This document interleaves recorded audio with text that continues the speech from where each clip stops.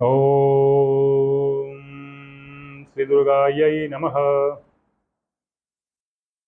मैं पहले भी भूमि दोष के बारे में ढेर सारे लिख चुका हूँ, ढेर सारी बातें बता चुका हूँ। अभी कुछ विशेष दोष जो होते हैं, जो अन्य दोषों से जो सामान्यतः पाए जाते हैं कि सूर्य वेद, चंद्र वेद, बहुत सारे दोष जो पाए जाते हैं उनसे ये अलग, जो कम ही पाया जाता है लेकिन बड़ा दारुण होता है, बहुत दारुण होता है। ये बड़ा हानि और कष्ट देने वाला होता है। ये भूमि का दोष जो है ये बहुत कष्टदायक होता है, बहुत हानि पहुँचाता है। इससे राजदंड, भय, बीमारी, पारिवारिक विघटन, बहुत कुछ होता है इससे। जब जो भूमि है, मान लीजिए आप भूमि का रोजगार कर रहे हैं, भूमि का व्यापार कर रहे हैं, तो जो भूमि आपने खरीदी है बेचने के लिए, या जिस भूमि में आप आकर के बस गए, रहने लगे, तो उस भूमि में अगर उसका जो वैसव प्रमाण वैसव प्रमाण जब उसका माप लेंगे, जब इसका माप लेंगे, जो कोना घर जिस कोने से या ज़मीन जिस कोने से मतलब लंबी चौड़ी हो, उस कोने से दूसरे कोने तक का जब प्रमाण लेंगे, तो वह क्या होगा कि उसके लंब और विकर्ण से कम हो जाएगा। तो जब ऐसी स्थिति आती, ये घर का मैं बता रहा हूँ, जब जमीन का लेना हो तो उसमें भी रेखा खींचिए कोने से और यहाँ इस कोने तक, और उस पर दूसरे कोने से लंब डालिए, तो जब तो कर्ण बन जाएगा, कर्ण की रेखा बन जाएगी। तो जब अगर वैसी स्थिति में अगर यह इसका हिस्सा बचता है तो ठीक है, नहीं तो लुप्त हो जाता है। तो जब वैसव प्रमाण लुप्त हो जाता है, और ऐसी स्थिति में क्या होता है कि जो पृथ्वी में उष्णा शक्ति एक तरह की तरंग है, एक तरह की ऊर्जा है, एक तरह का प्रकाश है अदृश्य, तो वो क्या होता है कि वो प्रज्वलित, धीरे धीरे प्रज्वलित हो जाती है, जलने लगती है। दिखाई नहीं देती है लेकिन जलना शुरू हो जाती है। और वहाँ जो इस उसके जलने से उसके जो ताप, जो ऊर्जा, जो गर्मी उत्पन्न होती है अदृश्य रूप में, जो तरंग उत्पन्न होती है, तो उससे कैरव, अनितव, वाभ्रमणी और सुखना, ये जो वायुओं के नाम है जो घर में और जमीन के ऊपर जो अक्सर पाए जाते हैं, तो ये चारों जब वायु, कौन कौन?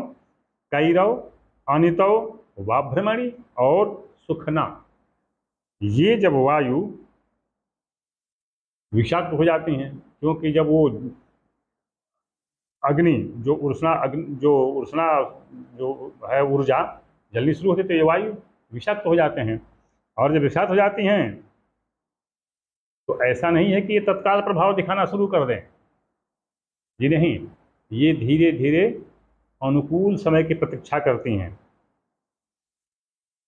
अनुकूल समय की प्रतीक्षा करते हैं। किस अनुकूल समय की?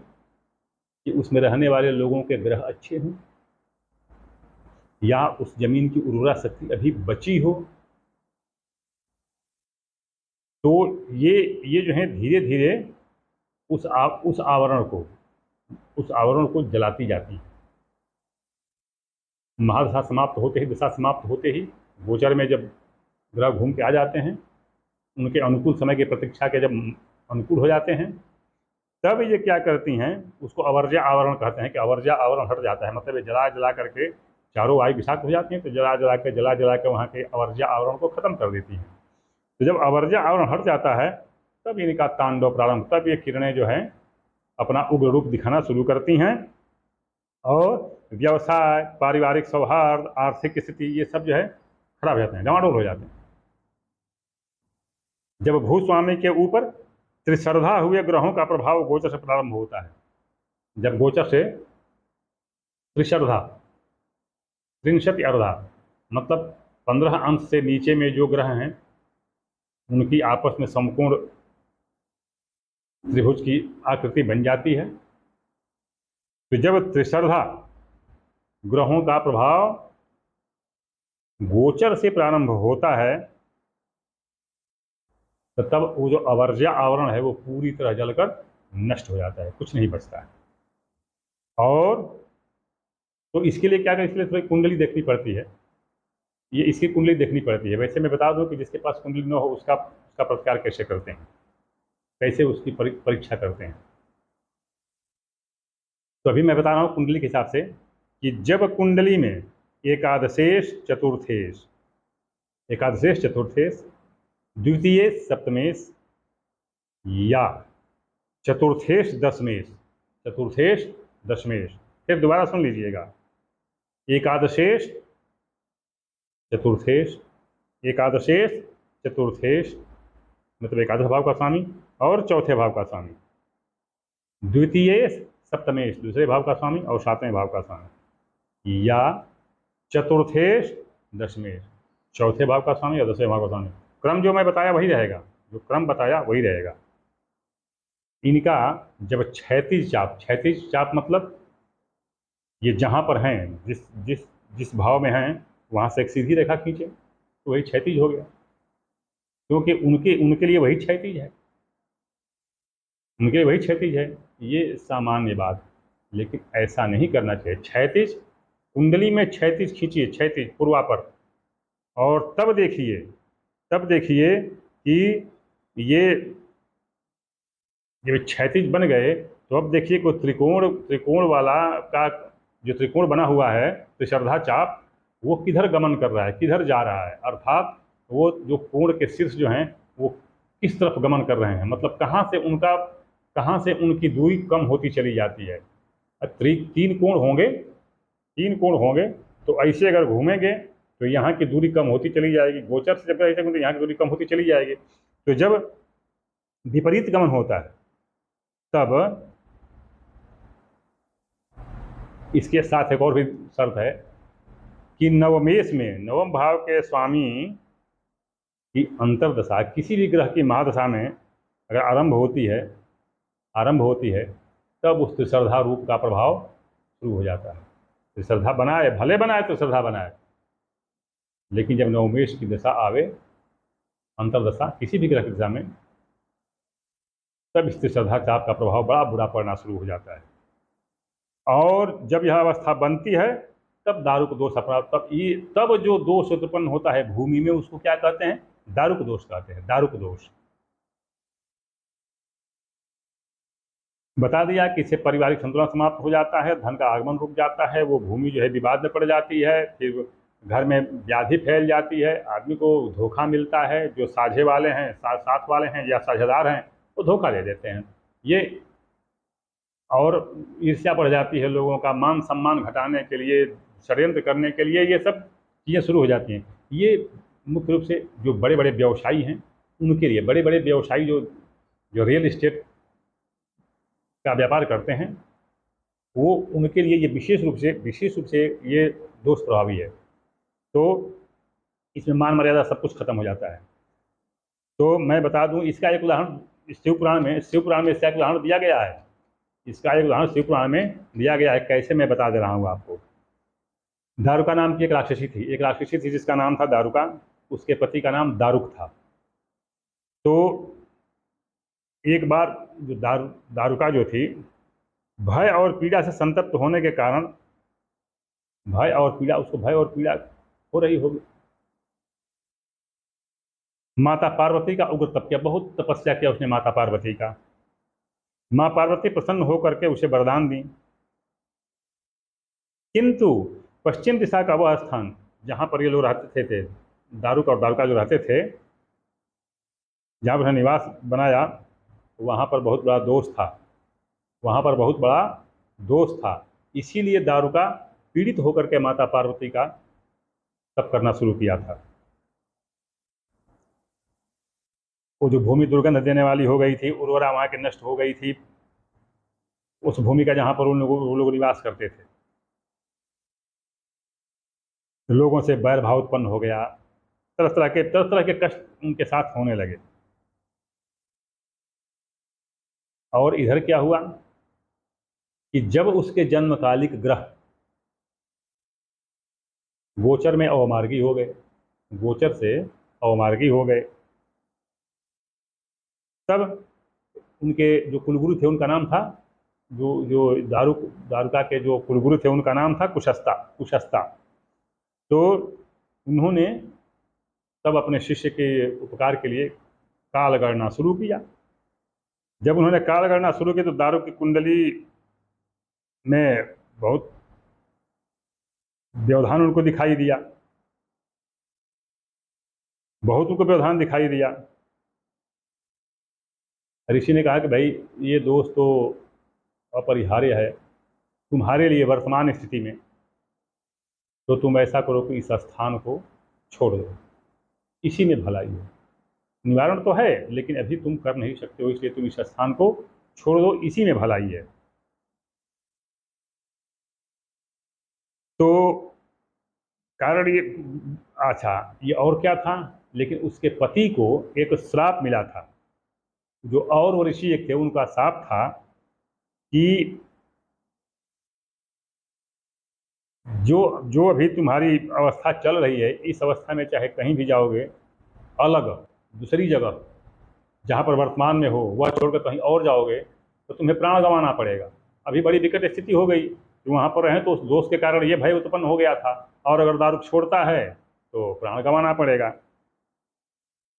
बताया है कि पीड़िताश्च तदा तस्या भवान्या बलमाश्रितः समग्रम नगरम नीत्वा जलस्थल समन्वितम जय जयति देव्यास्तु स्त्रीमुच्चार्य राक्षसी तत उड्डीयनं कृत्वा स पक्षो गिरिराटिथा समुद्रस्य च मध्ये सा संस्थिता निर्भया तदा सकलैः परिवारैश्च मुदेति शिवानुगाः।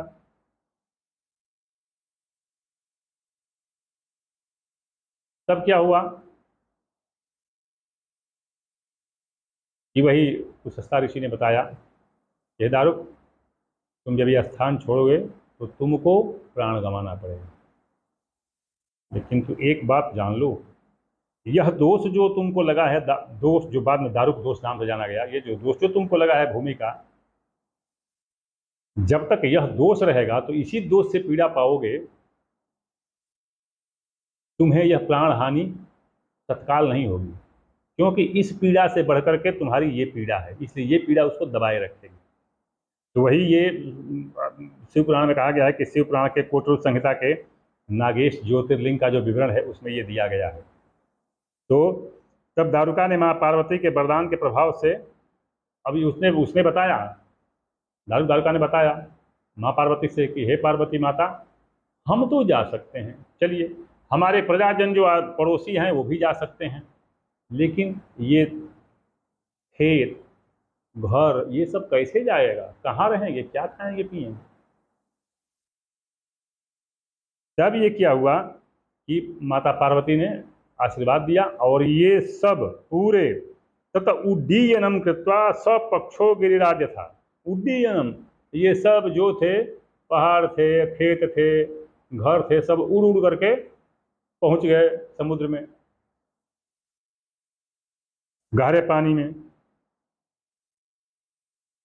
और उसी ने साफ किया था, तो ये भी बताया था कि अगर तुम समुद्र के नीचे गहरे जल में जाओगे तो वहाँ पर तुमको ये साफ तब तक नहीं लगेगा, तो गहरे पानी में चले गए जाकर वहाँ, और फिर वहाँ पर ये रहने लगे। तो जो ये दोष था, ये दोष जो था उसी के नाम पर दारुक दोष पड़ा। अभी यही दोष भगवान कृष्ण पर भी लगा था, वो अभी द्वारका में जाकर रहना शुरू कर दिए। कौन द्वारका, जो समुद्र में द्वारका है वो नहीं, उस भूमि के दोष के कारण वहाँ पर नित्य अत्याचार होते रहते थे। जो वहाँ पर भूमि थी जहाँ पर भगवान कृष्ण जाकर के बसे, तो वही दारुक दोष तो था ही वहाँ पर। तो वहाँ पर अत्याचार होने लगे, कभी काले जवन का तो कभी किसी का वहाँ पर जरासंध कभी चढ़ाई कर देता था, तो वहाँ पर बराबर भय लगा रहता था। तब उन्होंने समुद्र से निवास के लिए स्थान मांगा, समुद्र से निवास के लिए स्थान मांगा कृष्ण जी ने। तो समुद्र ने कहा कि भाई मेरे अंदर दारुक और दारुका दो राक्षसी निवास करते हैं, उन लोगों ने अपना बना लिया है माता पार्वती के आशीर्वाद से। तब भगवान श्री कृष्ण ने कहा कि उनको नागवन को अभय कर दिया, नागवन था उसको अभय कर दिया, साप से मुक्ति दिलाई और वो ऋषि से कह करके और साप को विमुक्त कराया, और वहीं पर समुद्र में अपनी राजधानी बनाई, जो आज भेंट द्वारका के नाम से प्रसिद्ध है। जो लोग गए होंगे द्वारका देखेंगे भेंट द्वारका के नाम से प्रसिद्ध है। तो ये भेंट द्वारका चले गए ये भूमि दोष था वहाँ पर, दारुक भूमि दोष था, इसलिए कृष्ण भी वहाँ पर नहीं टिक पाए, दारुक भी नहीं टिका, दारुका भी नहीं। तो ये भूमि दोष जो है ये बहुत बहुत भयंकर है। इससे जो रियल इस्टेट का व्यापार करने वाले हैं या घर वाले जो घर खरीद करके ज़मीन बनवाते हैं, उनमें ये दोष बहुत विकराल हो जाता है। तो अभी भगवान कृतशिवा ने भगवान शिव से इसके निवारण का उपाय पूछा कि इसका क्या निवारण हो सकता है। तो इसमें पहला तो भगवान ने बताया कि नागेश्वर नामक ज्योतिर्लिंग का आधरण अभिषेक करवाएं और उसके रस पायों को समस्त धारा पर थोड़ा थोड़ा छिड़क दीजिए तो वहाँ का दोष खत्म हो जाएगा। तो भैया आधरण जो है वो अभिषेक तो आज की तिथि में एकदम असंभव है, क्योंकि उसमें जो जो अभिषेक के जो पदार्थ चाहिए वो अब मिल नहीं सकते हैं, प्रायः लुप्त हो गए हैं। जैसे एक आता है उसमें ज़्यादा डाला जाता है, सुन लीजिएगा, पारवरणी। अब पहले तो पारवरणी पहचान नहीं कि है क्या पारवरणी, पारवरणी वो मिलेगी कहाँ। तो इस तरह से जो इसमें जो लगने वाले पदार्थ हैं अभिषेक आधरण अभिषेक तो सर्वथा असंभव है।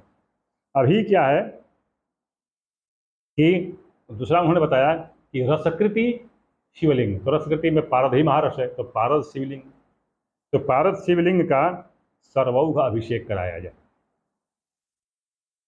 तथा उससे जो जल निकलता है, जो नेति से होकर जल जो गिरता है, उसको थोड़ा जल में मिला करके 27 दिनों तक अभिषेक मतलब अपना स्नान किया जाए और उस धरती पर उसके जल को छिड़का जाए तो वहाँ से ये दारुक दोष समाप्त हो जाएगा। वैसे तो जो ये अभिषेक के जो रस निकलता है इससे तो पता नहीं कितने दोष समाप्त हो जाएंगे, लेकिन दारुक भयंकर दोष है, वो किसी और से नहीं समाप्त हो जाता है। तो ये अभिषेक से जो सर्वौघ अभिषेक है, इस अभिषेक से वो समाप्त हो जाएगा, निश्चित समाप्त हो जाएगा। ये बहुत हुआ भी है, मैंने खुद कराया भी है। और यदि यदि कोई व्यक्ति पीड़ित हो तो इसको अवश्य करा करके देखो, उसको मिलेगा। अभी इसका और भी जो विवरण है वो मैं फेसबुक के पेज पर डाला हूँ, आप उसमें देख सकते हैं। ओम नमः शिवाय।